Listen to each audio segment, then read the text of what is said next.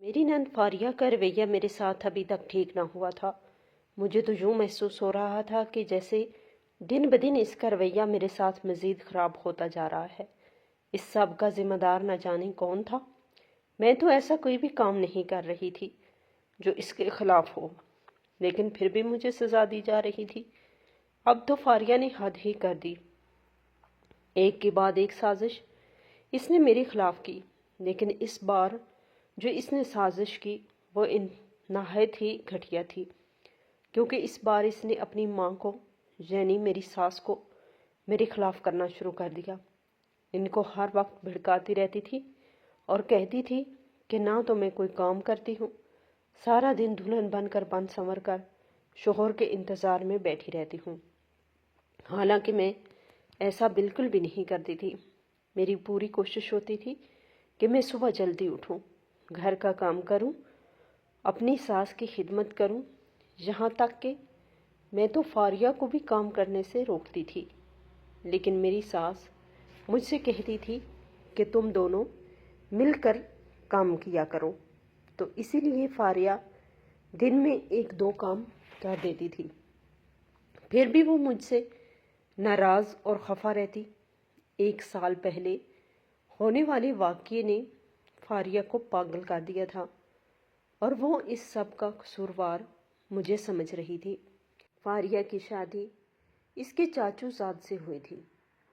फारिया अपने कज़न नवीद को बेहद पसंद करती थी।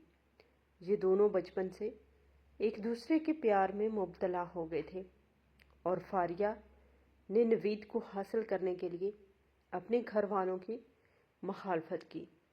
हालांकि फारिया की माँ नहीं चाहती थी कि फारिया का रिश्ता इन लोगों के हाँ हो। इस सब के बावजूद भी फारिया ने अपनी बात मनवाने के लिए हर हद पार कर दी थी। यहाँ तक कि इसने ये भी सोच लिया कि अगर इसके घर वालों ने नवीद से इसकी शादी ना करवाई तो वो इस घर से भाग जाएगी। अब इसकी आंखों के आगे अंधेरा सा हो गया था। नवीद के अलावा इसको कोई शख्स नज़र नहीं आता था। जब मेरे शोहर अदनान ने और मेरी सास ने फारिया की ये हालत देखी तो वो मजबूर हो गए।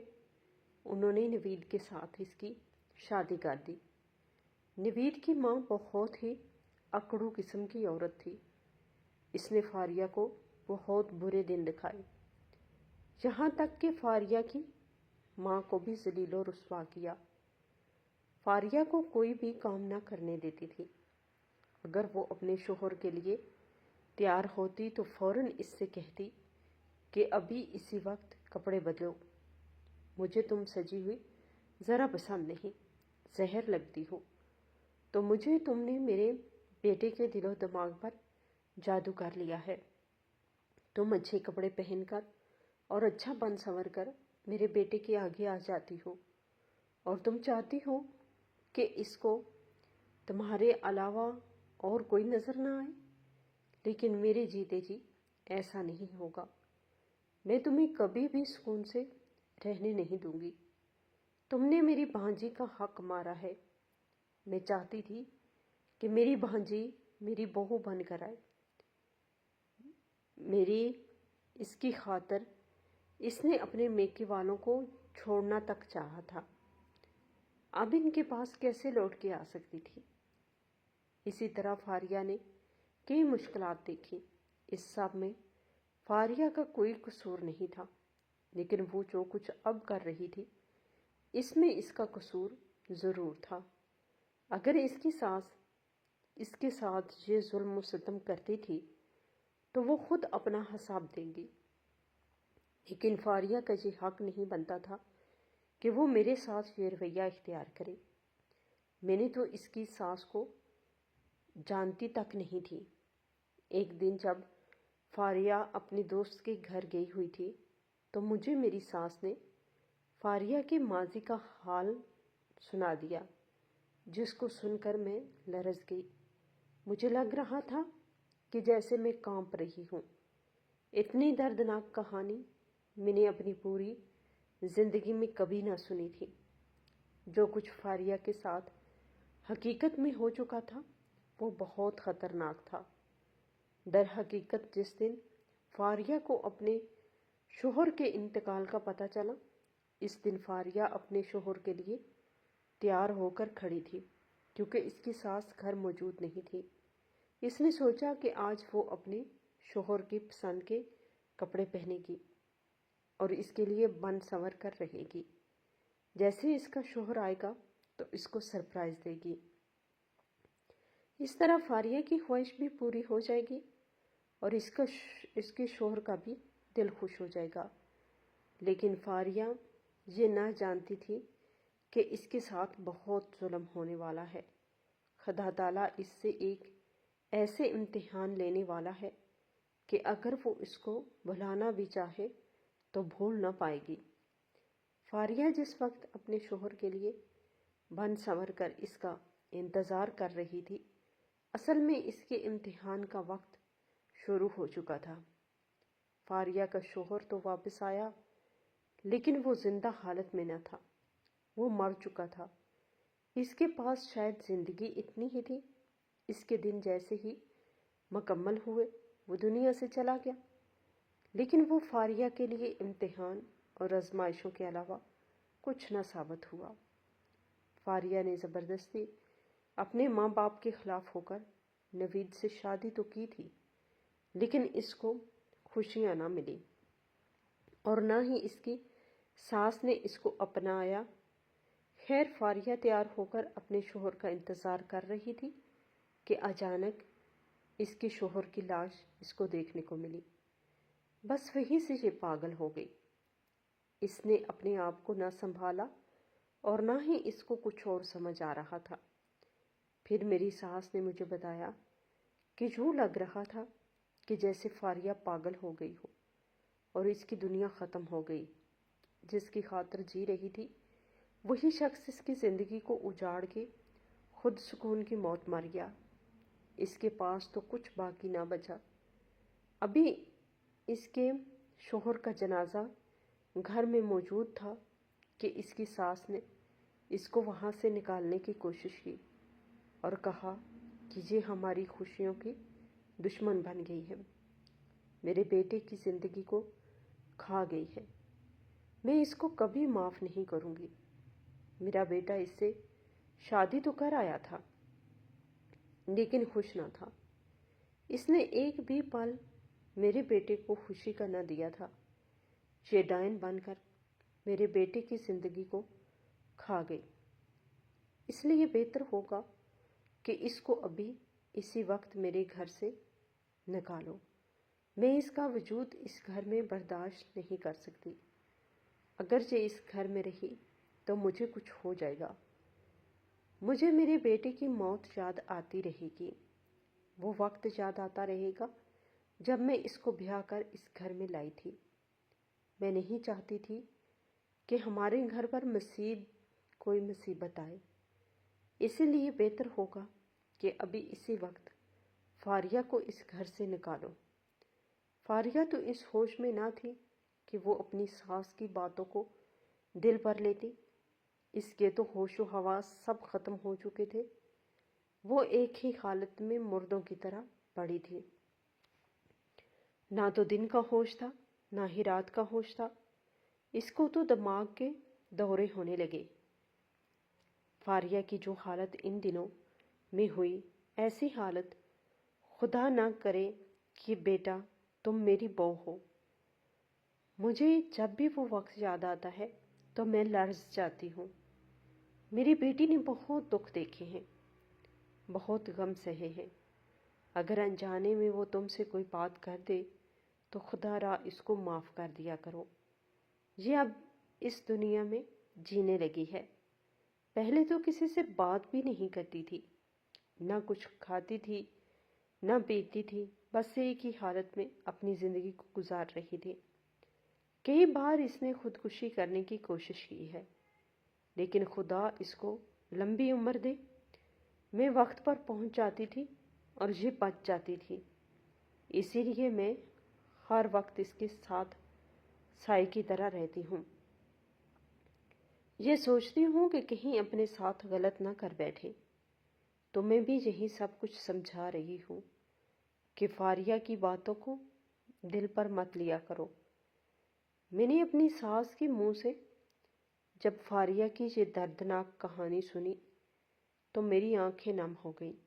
میں ان کے قریب ہوئی، ان کے گلے لگی اور کہا کہ میں جانتی ہوں ایک ماں کو اس کی اولاد کا غم بوڑھا کر دیتا ہے۔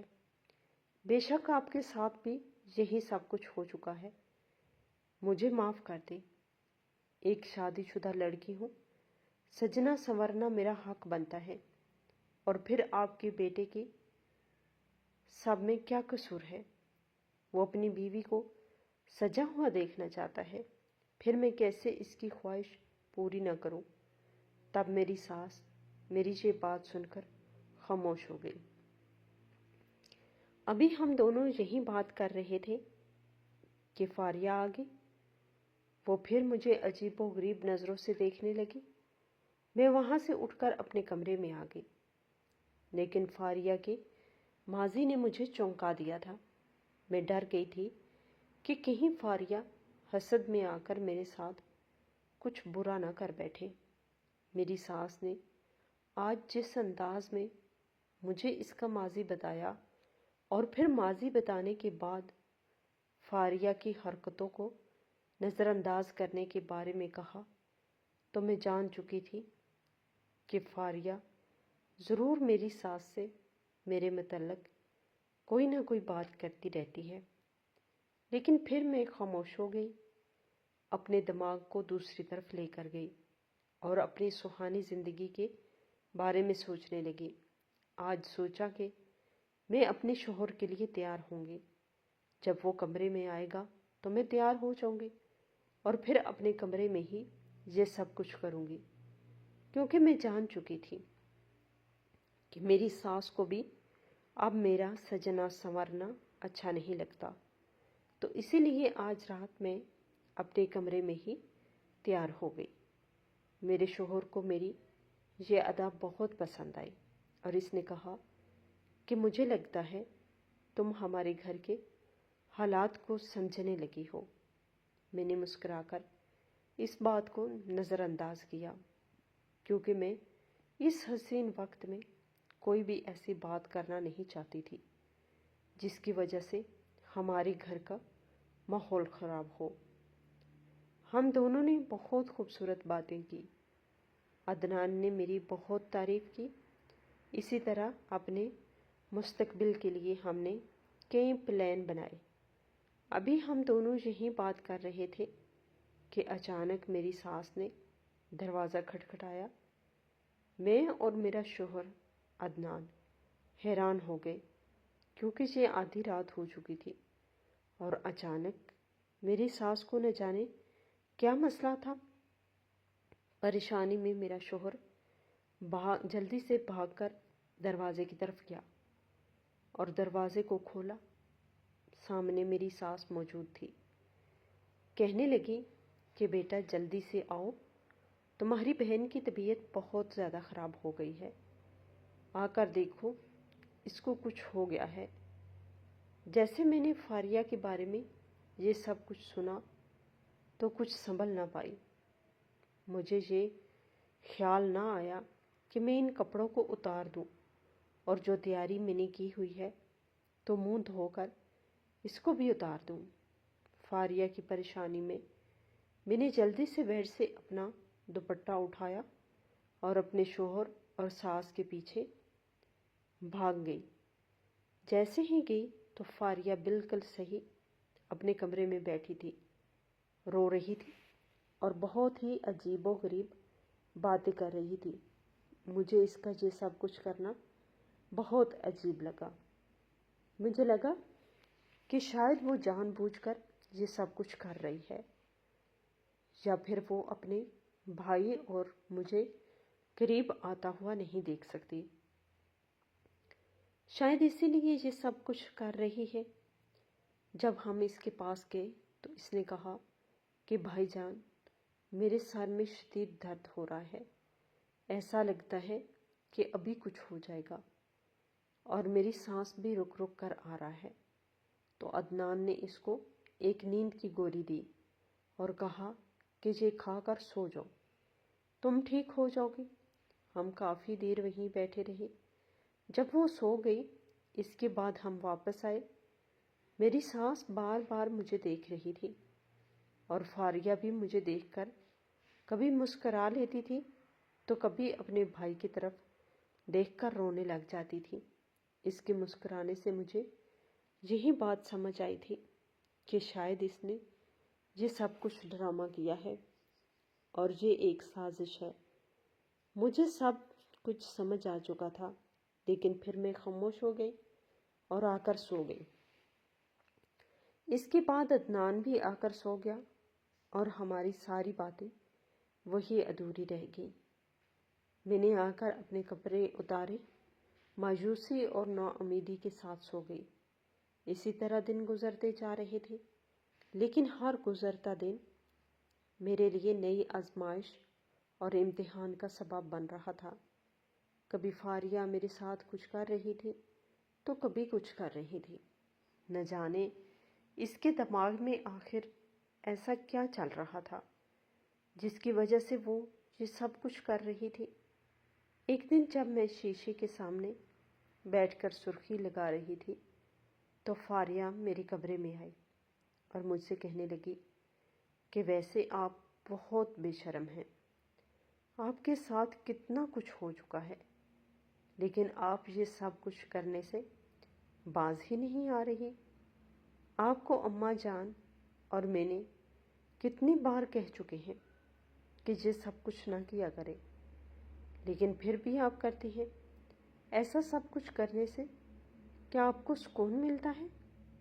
میں جب بھی آپ کو ایسے کرتے ہوئے دیکھتی ہوں تو تڑپ اٹھتی ہوں۔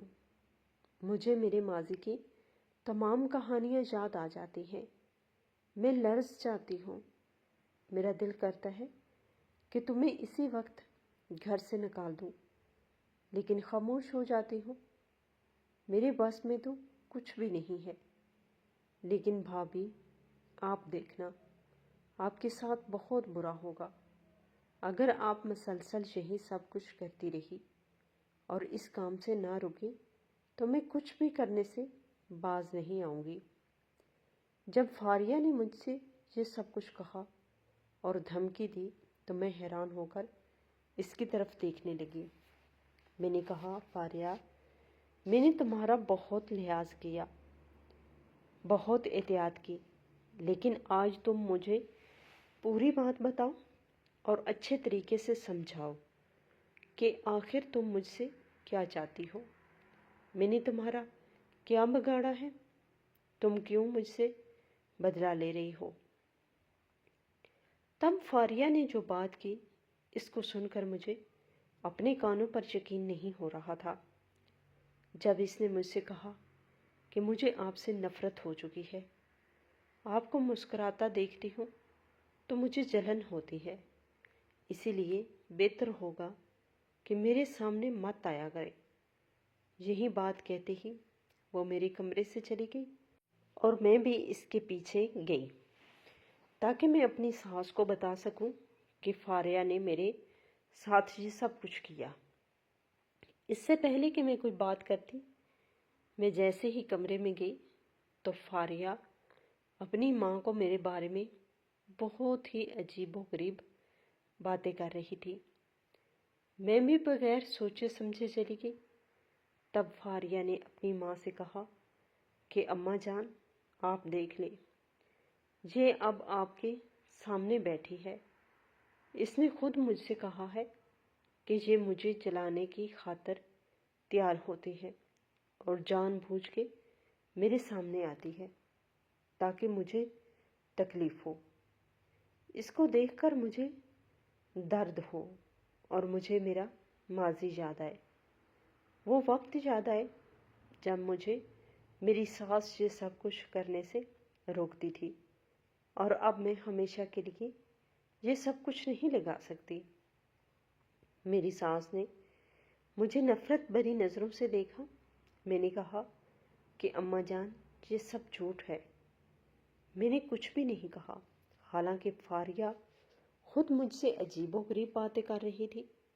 میں تو وہی باتیں آپ کو بتانے کے لیے آئی ہوں، لیکن پریشانی کی بات یہ ہے کہ یہ جو بات کر رہی ہے، اس طرح کی کوئی بھی بات ہمارے درمیان نہیں ہوئی۔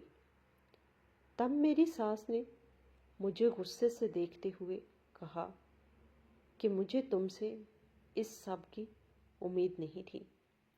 میں نے تمہیں سمجھایا تھا کہ یہ سب کچھ نہ کرنا، لیکن تم باز نہیں آئی۔ آخر تم نے وہی کچھ کر دکھایا جس کا مجھے تم سے ڈر تھا۔ تم جان بوجھ کر میری بیٹی کو ذلیل و رسوا کرنے پر تل چکے ہو۔ تم چاہتی ہو کہ اس کا بھائی اس کے خلاف ہو جائے اور ہمارے گھر کا ماحول بھی خراب ہو جائے، لیکن میں ایسا ہونے نہیں دوں گی۔ تم میری بیٹی کو مزید رسوا نہیں کر سکتی، وہ پہلے ہی بہت دکھ اور غم دیکھ چکی ہے، لیکن اب مزید ایسا کچھ نہیں ہونے دوں گی۔ جب میری ساس نے مجھ سے یہ سب کچھ کہا تو میں روتی ہوئی وہاں سے اٹھ کے اپنے کمرے میں آ بیٹھی۔ میں سوچ بھی نہیں سکتی تھی کہ یہ لوگ میرے ساتھ یہ سب کچھ کریں گے۔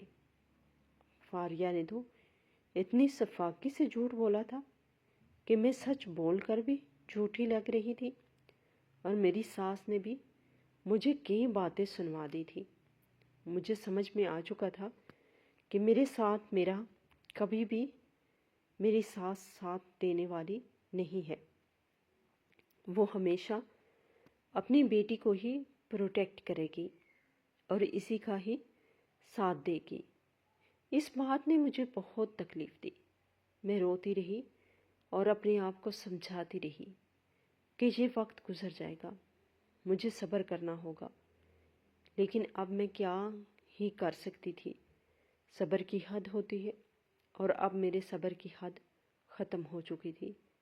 میں نے سوچ لیا کہ آج جب عدنان آئے گا تو میں اس کے بارے میں بات ضرور کروں گی، اور اس سے کہوں گی کہ یا تو مجھے الگ گھر میں رکھیں یا پھر اپنی بہن کو سمجھائیں کہ وہ میرے ساتھ یہ سب کچھ نہ کرے۔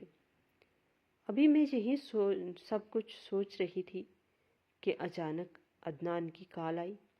اس کو دیکھا تو مجھے کچھ حوصلہ ملا، اور میں نے سوچا کہ میں آج اس سے کہوں گی کہ جلدی گھر لوٹ آئے، لیکن اس سے پہلے کہ میں کچھ کہتی، عدنان نے مجھ سے ایسی بات کی جس کو سن کر میرے قدموں کے نیچے سے زمین نکل گئی۔ عدنان کی باتیں مجھ پر تیروں کی طرح برسات کر رہی تھی۔ میں نے خاموشی سے اس کی بات کو سنا اور پھر آخر پر فون بند کر دیا۔ میں نے کوئی بھی اس کو صفائی نہ دی اور نہ ہی اپنے بارے میں کوئی بات کی۔ جب وہ سب فیصلہ کر چکا تھا اور وہ اپنی ماں اور بہن کا ساتھ دے رہا تھا، تب میری بات کرنے کا کوئی فائدہ نہیں تھا۔ لیکن میں کبھی بھی عدنان کے وہ الفاظ نہ بھلا پائی جو اس نے مجھ سے کہے تھے، جب اس نے مجھے کہا کہ آخر تم کیا چاہتی ہو؟ تم نے کیوں میری بہن کے اوپر الزامات لگائے ہیں، یہاں تک کہ تم اس سے کہہ رہی ہو کہ ہمارے گھر سے چلی جائے؟ میری بہن کی وجہ سے تمہارا سکون برباد ہو رہا ہے، اور میری ماں تم سے سارا دن کام کرواتی ہے، یا پھر اس طرح کے کوئی اور الزامات تم نے میری ماں اور بہن پر لگائے ہیں۔ مجھے تم سے اس سب کی امید نہیں تھی۔ تم نے وہی کچھ کر دکھایا جس کے بارے میں تمہیں پہلے دن سے ہی روکتا آ رہا تھا۔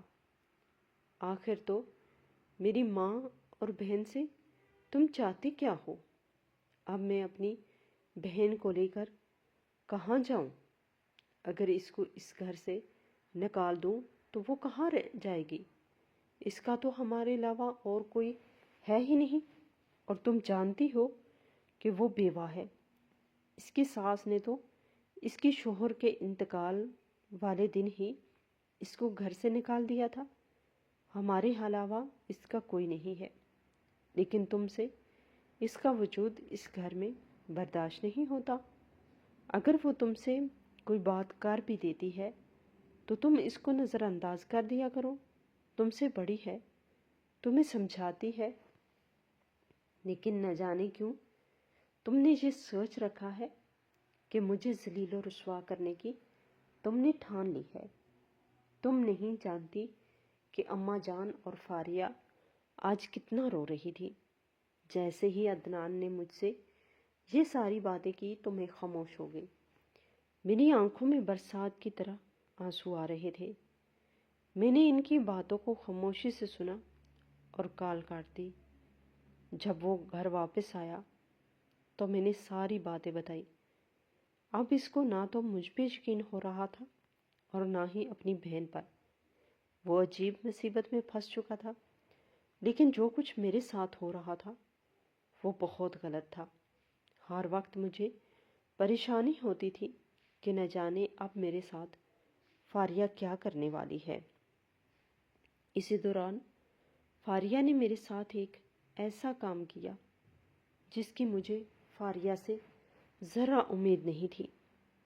جب اس بات کو کافی عرصہ ہو چکا تھا اور میں بھی بھول چکی تھی تو عدنان نے مجھے ایک بہت ہی خوبصورت جوڑا لا کر دیا اور کہا کہ اس کو پہن کر تم تیار ہو جانا، آج ہم کہیں باہر کھانا کھانے کے لیے چلیں گے۔ میں خوش ہو گئی۔ جوڑا پہن کر تیار ہونے لگی تو فاریہ میرے کمرے میں آئی اور کہنے لگی کہ تم عدنان سے انکار کرو اور کہو کہ تم اس کے ساتھ کہیں نہیں جانا چاہتی اور فوراً یہ سوٹ اتار دو، ورنہ تمہارے ساتھ بہت برا ہو جائے گا۔ میں نے فاریہ سے کہا کہ تم میرے گھر کے معاملے میں بولنے والی ہوتی کون ہو؟ یہ میری زندگی ہے، میں جس طرح گزاروں، اور میں کیوں اپنے شوہر کے ساتھ باہر نہ جاؤں؟ اسی لیے بہتر ہوگا کہ آئندہ مجھ سے اس قسم کی کوئی بات مت کرنا۔ تو فاریہ غصے سے میرے کمرے سے چلی گئی۔ میں پریشان تو ہوئی، لیکن میں نے اس کو نظر انداز کیا کیونکہ وہ ہر وقت اسی قسم کی باتیں کرتی رہتی تھی۔ میں جب پوری تیار ہو گئی اور اپنی ساس سے اجازت لینے کے لیے گئی اور ان کو بتانے کے لیے گئی کہ میں جا رہی ہوں تو فاریہ نے میرے ساتھ ظلم و ستم کی انتہا کر دی۔ اس نے میرے چہرے پر تیزاب پھینکنے کی کوشش کی۔ وہ تیزاب مجھ پر تو نہ گرا، لیکن وہ ساتھ والی دیوار پہ جا گرا۔ وہاں پر جیسے ہی میں نے دیکھا تو دیوار پر جو شیٹ لگی تھی اس کے جلنے کی بو آ رہی تھی۔ یہ سب کچھ دیکھتے ہی میرے تو ہوش و حواس کھو گئے۔ میری قدموں کے نیچے سے زمین نکل گئی۔ اتنے میں عدنان بھی وہیں پر آ گیا۔ اس نے دیکھ لیا کہ اس کی بہن نے اس کی بیوی کے ساتھ کتنی بڑی حرکت کرنے کی کوشش کی۔ وہ بوتل جس میں تیزاب تھا ابھی تک فاریہ کے ہاتھ میں ہی تھا۔ جب عدنان نے دیکھا تو وہ سمجھ چکا تھا کہ فاریہ میری بیوی کے ساتھ کیا کرنے والی ہے۔ اگر آج تیزاب مجھ پہ گر جاتا تو شاید میں ہمیشہ کے لیے عدنان کی قابل نہ رہتی، یا پھر شاید کسی کی بھی قابل نہ رہتی اور فاریہ کی طرح اپنے میکے جا کر بیٹھ جاتی۔ لیکن خدا کا شکر ہے کہ اس نے مجھے اتنی بڑی مصیبت سے بچا لیا، کیونکہ میری نیت صاف تھی، میرا دل صاف تھا، اسی لیے میرے ساتھ کچھ بھی برا نہیں ہو سکتا تھا۔ جیسے ہی عدنان نے بات کی نزاکت کو سمجھا تو اس نے فاریہ کو ایک زوردار تھپڑ مارا اور کہا کہ تمہاری ہمت کیسے ہوئی یہ سب کچھ کرنے کی؟ مجھ سے میری بیوی نے آج تک تم لوگوں کی کوئی بات نہیں کی۔ میں اس کو ہر وقت ڈانٹتا رہتا ہوں اور کئی قسم کی باتیں بھی کرتا ہوں۔ آپ لوگوں نے اس کے اوپر الزامات لگائے، میں نے مان لیے، اس کو بے عزت کیا، اس کے ساتھ بولنا چھوڑ دیا۔ لیکن کیا فائدہ، آپ لوگ تو جھوٹے نکلے، وہ سچی تھی۔ مجھے یقین نہیں ہو رہا کہ میری ماں اور میری بہن یہ سب کچھ کر سکتے ہیں۔ اس کے بعد عدنان نے اپنی ماں کو حیرت زدہ نظروں سے دیکھتے ہوئے کہا کہ اماں جان، آپ بھی فاریہ کے ساتھ شامل ہو گئی؟ آپ اس کو روک تو سکتی تھی، نہ یہ سب کچھ کرنے سے منع بھی کر سکتی تھی، لیکن آپ نے ایسا کچھ نہیں کیا۔ آپ نے اس کا ساتھ دیا اور نوبت یہاں تک آ گئی کہ اب آپ لوگ مجھ سے آزاد ہو چکے ہیں۔ میں نے آج تک اپنی بیوی کی کوئی بات سچی نہیں مانی اور نہ ہی اس کی کسی بات کا یقین کیا۔ اس کو جھوٹا سمجھتا رہا اور آپ لوگوں کا ساتھ دیتا رہا، لیکن آج دودھ کا دودھ اور پانی کا پانی ہو چکا ہے۔ سچ کھل کر میری آنکھوں کے سامنے آ چکا ہے اور آپ لوگ مجھ سے اچھی امید مت رکھیے گا۔ یہی سب کچھ کہہ کر عدنان نے میرا ہاتھ پکڑا اور مجھے اپنے کمرے میں لے گیا اور کہنے لگا کہ ابھی اسی وقت اپنا سامان پیک کرو، ہم اس گھر سے جا رہے ہیں۔ جس گھر میں میری بیوی کی عزت نہیں، یہاں تک کہ اس کی جان بھی خطرے میں ہے، میں اس گھر میں ہرگز رہنا پسند نہیں کروں گا۔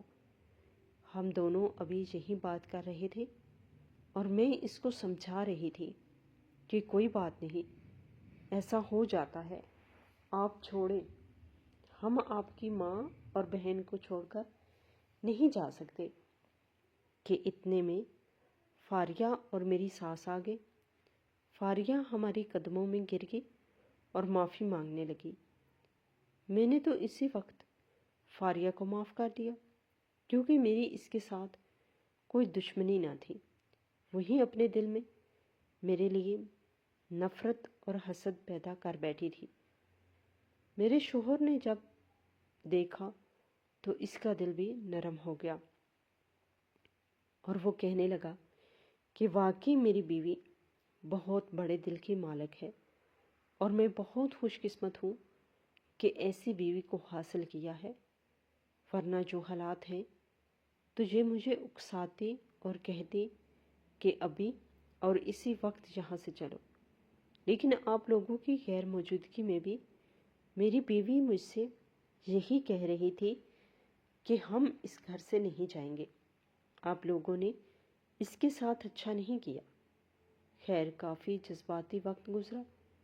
میں نے بھی فاریہ سے معافی مانگی اور کہا کہ اگر میری کوئی غلطی ہو تو مجھے معاف کر دینا۔ اسی طرح معاملات بالکل ٹھیک ہو گئے۔